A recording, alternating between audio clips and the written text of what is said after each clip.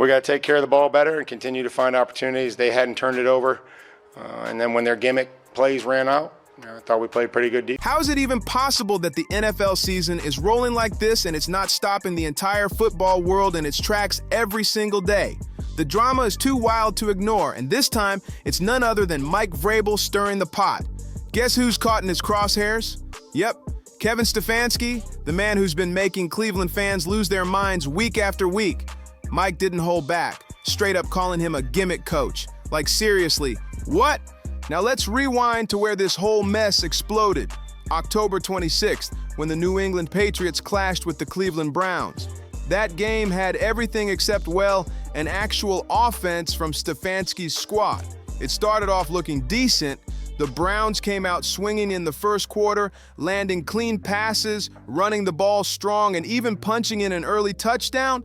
For a second, it looked like they had it figured out. But should we really call that a strong start? Come on.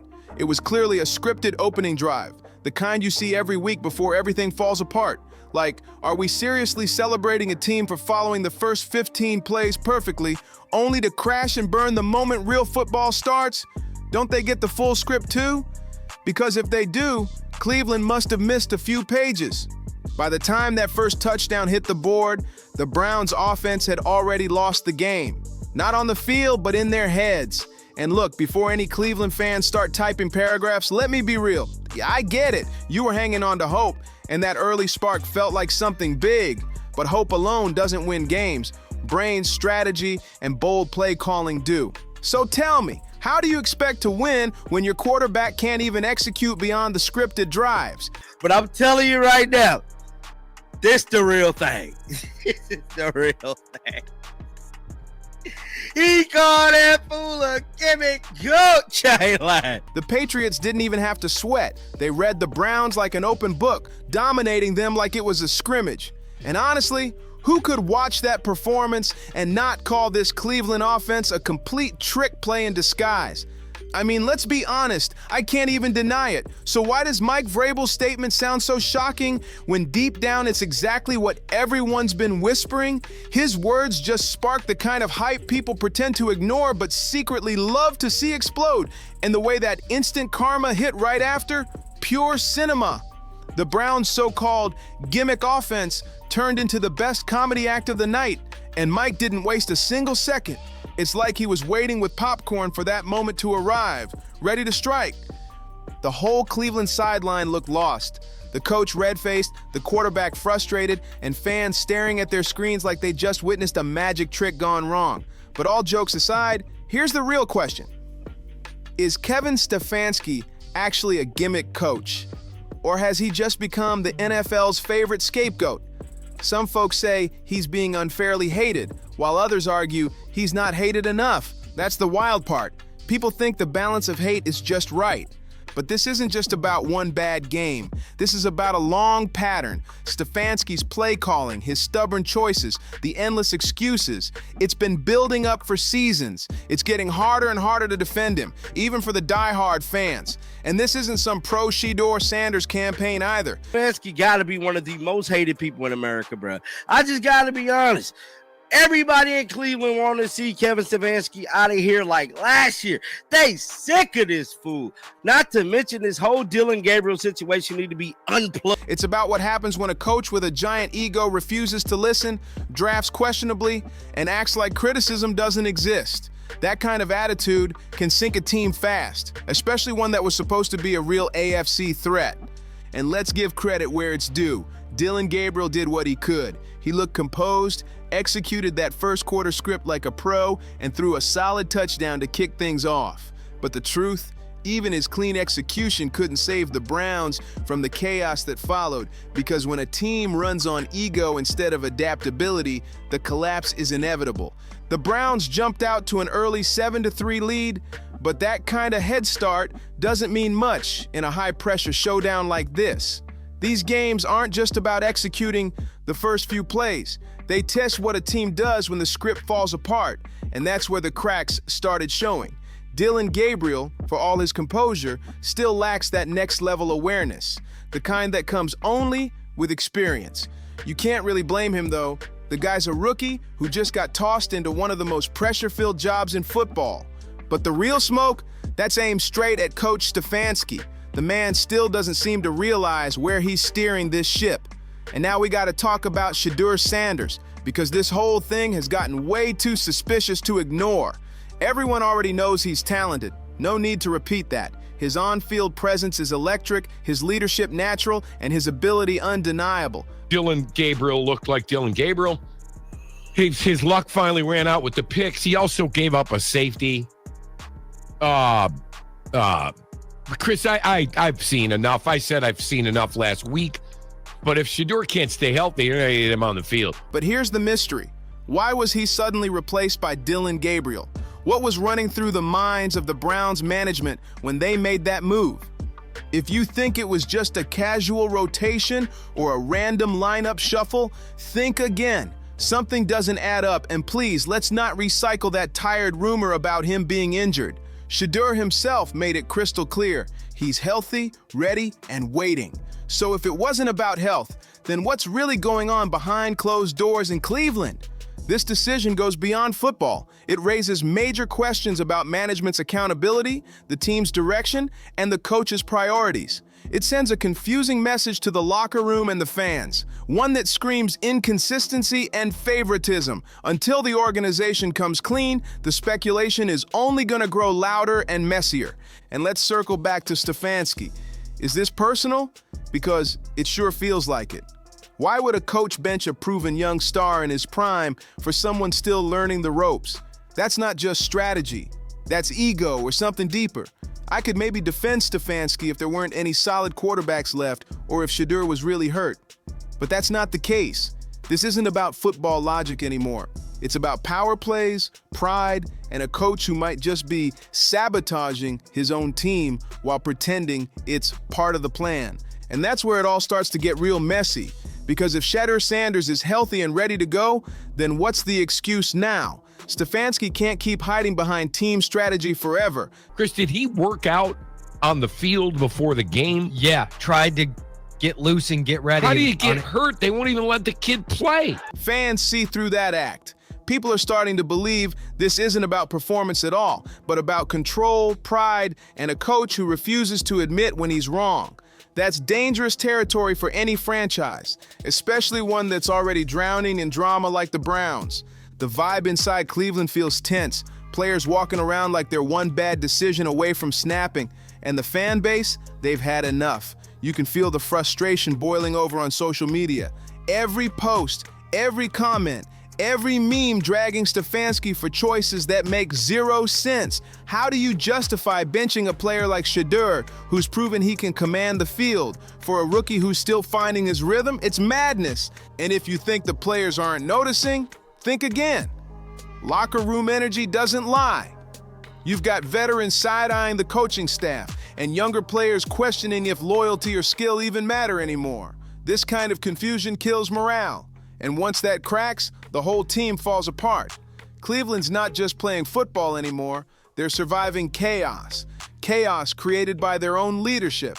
Now imagine being Shedeur through all this. Sitting there, knowing you could change the game, but being told to stay quiet while the team sinks. That's not just disrespect, that's humiliation on a public stage. And the worst part? He's handling it with composure, which only makes the whole situation look more ridiculous. Because no matter how calm he stays, everyone knows he's being done dirty. It's becoming impossible to defend Stefanski's logic. The man's doubling down like this is some kind of mind game, but it's backfiring hard.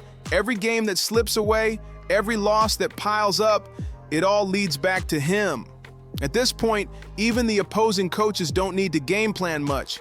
They just sit back, watch Cleveland implode, and let the so-called strategy— Kevin Stefanski is telling all of us straight to our faces is that Dylan Gabriel is his guy, and he will never start Shedeur Sanders.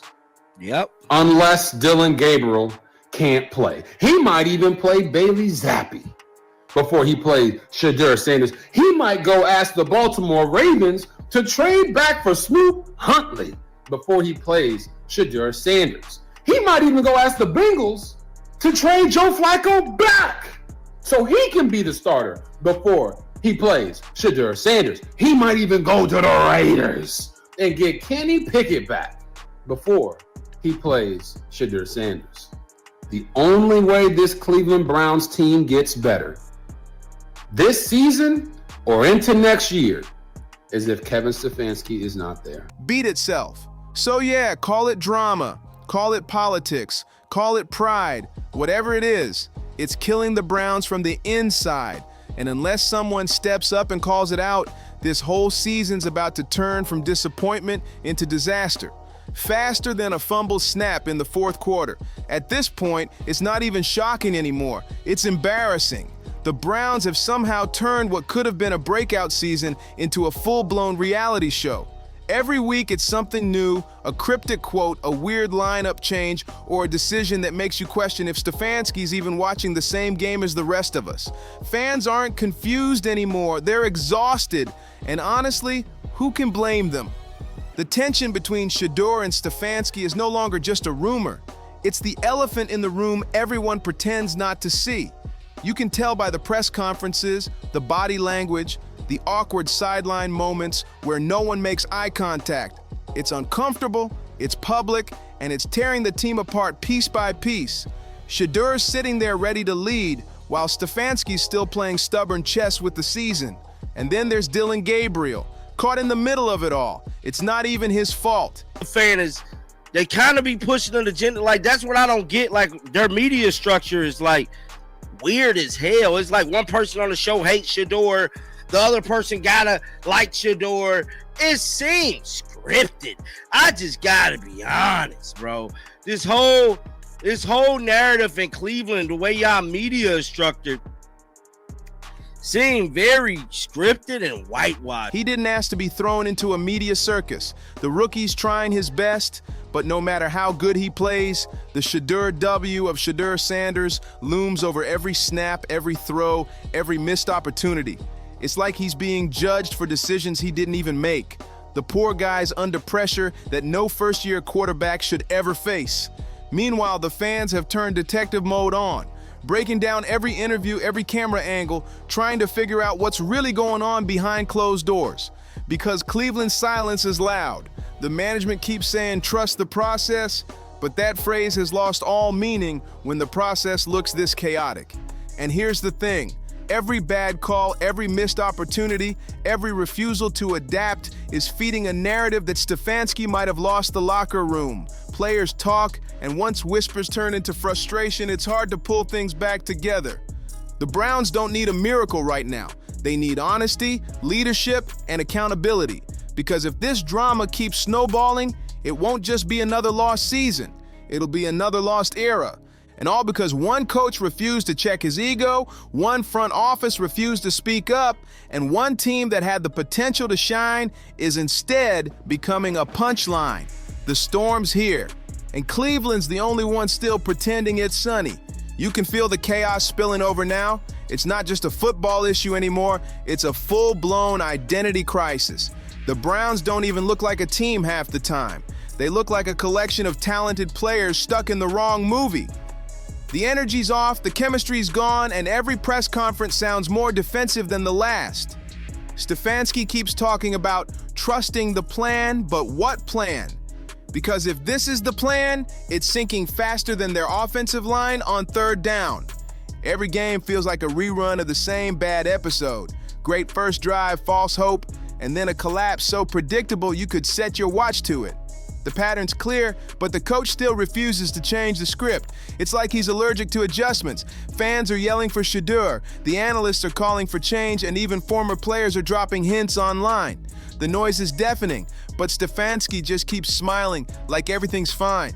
And that's the wildest part, and this team doesn't lack talent, it lacks direction. Shedeur Sanders isn't just another quarterback, he's a playmaker, a spark plug, the kind of guy who can flip momentum in one drive. But instead of harnessing that, Cleveland's burying it under pride and politics. It's like they'd rather prove a point than win a game.